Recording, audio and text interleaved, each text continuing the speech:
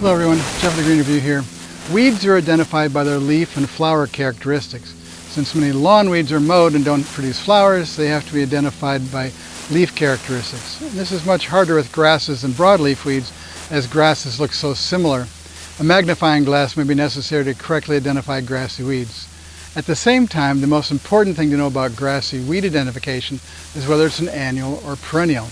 An annual grassy weed goes away for periods of time, such as all winter long in the case of summer annual grasses. If that's the case, a pre-emergent is called for. If the grass stays all winter, more serious treatments are necessary because the grass is a perennial just like that weed.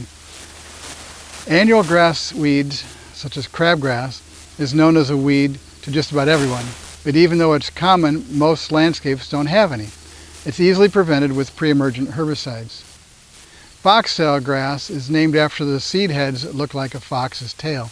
There are several species with slightly different leaves and seed heads. Broadleaf weeds like chickweed species are winter annuals that sprout in the late summer and fall. They grow rapidly in the spring and begin flowering when less than an inch tall. Lamb's quarter is a fast-growing summer annual that has blue-green to silvery leaves. It's edible and has been called wild spinach. Purslane is a summer annual that tolerates very dry conditions and will grow along edges of walks as well as in the garden. It's edible and is known as a pot herb. Ragweed has two common species. Common ragweed only grows a foot or two tall with ferny leaves. Giant ragweed has large leaves and can grow over 10 feet tall. Both have green flowers that produce prodigious amounts of pollen. At the same time that the yellow flowering goldenrods are in bloom, so people see the goldenrod and blame it for their allergy symptoms, when really it's the pollen being spread in the wind from the ragweed. Yellow wood sorrel or oxalis has yellow flowers and clover-looking leaves. The flowers, leaves, and seeds are edible with a very tart taste because of the oxalic acid in the plant. Velvet leaf has large heart-shaped leaves that are covered in soft hairs. This plant quickly invades soils and in construction sites.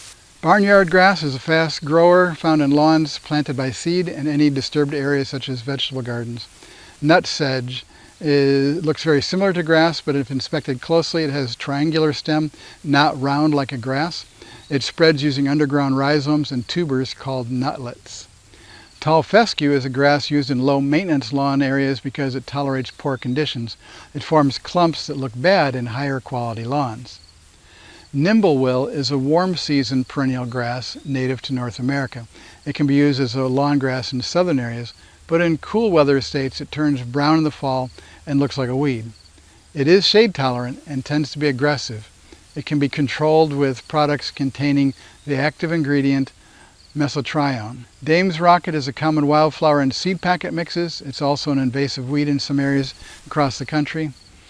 Garlic mustard is a recent invasive weed in the Midwestern landscape. It sprouts in the spring and has a small rosette of leaves while growing a large taproot.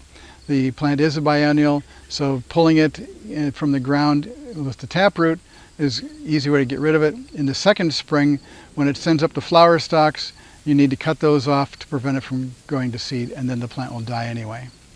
Queen Anne's lace is in the same family as the garden carrot. It also has a taproot. The flowers form a compact head atop a 3-foot tall stalk. Mock strawberry vines spread across flower beds by stolons, with offshoot plants spreading in many directions.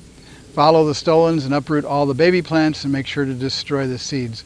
Black medic is in the clover family. It has root nodules that house nitrogen-fixing bacteria. It can outcompete lawn grasses that are poorly fertilized since it supplies its own nutrients. Black nightshade is in the same family with tomatoes and peppers. The flowers and fruit look like the familiar tomato flowers and fruit.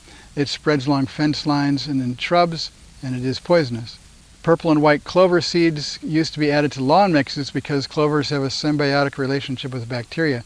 The bacteria take nitrogen from the atmosphere and create nitrates that leach into the soil to the benefit of plants growing nearby. Mixed clover and grass lawns need less fertilizer, and the flowers are attractive to bees, so be careful that you step down on the lawn. Dandelions bring bright spring flowers for a week and then bring misery the rest of the year. The early spring leaves are edible. Creeping Charlie is also known as ground ivy and many other unprintable names. There are several other similar plants such as heal-all and henbit. All three are edible. Thistles are in the aster family. Some are biennial, some are perennials. The downy seeds float long distances and they can spread rapidly due to the large number of seeds produced. Violets are common woodland flowers that often invade shady lawns and shady perennial flower beds. Plantains are common in lawns because the leaves grow low in a flat rosette. The flowers and seed heads are higher and often get mowed, but quickly come back. The plant will last a long time if not pulled or sprayed. It is edible and may have some medicinal properties. And this is Jeff with the Green Review. Thanks for watching.